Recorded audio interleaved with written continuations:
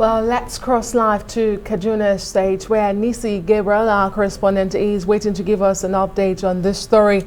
Nissi, can you clarify for us and bring us up to speed that there have been 2 attacks in the space of 24 hours? Well, at this one, I can only clarify that from the information I've gathered, that 1 attack occurred in the space of 24 hours.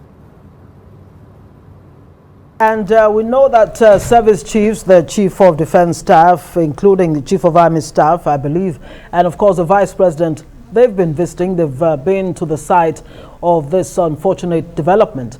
What have they been saying? What assurances have they been giving that this will not happen again?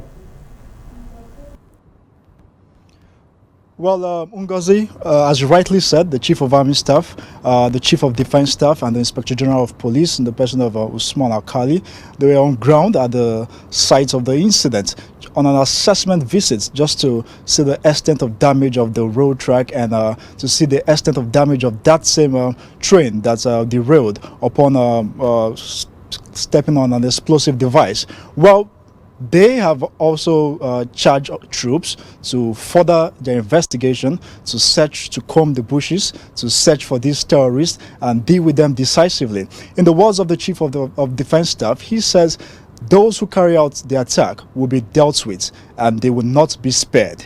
So security operatives are saying they are not resting on their oars. They are doing everything possible to ensure that such attack do not happen again. Well, Nissi, we do understand that the Kaduna State government has released the manifest of that train. What can you tell us about it? There's been so many heartbreaking stories, such as that of Dr. Chinelo. But what does that manifest say? Are we able to account for everybody as of yet?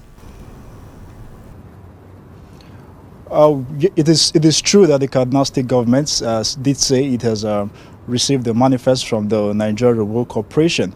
And like you rightly said, so many sad incidents.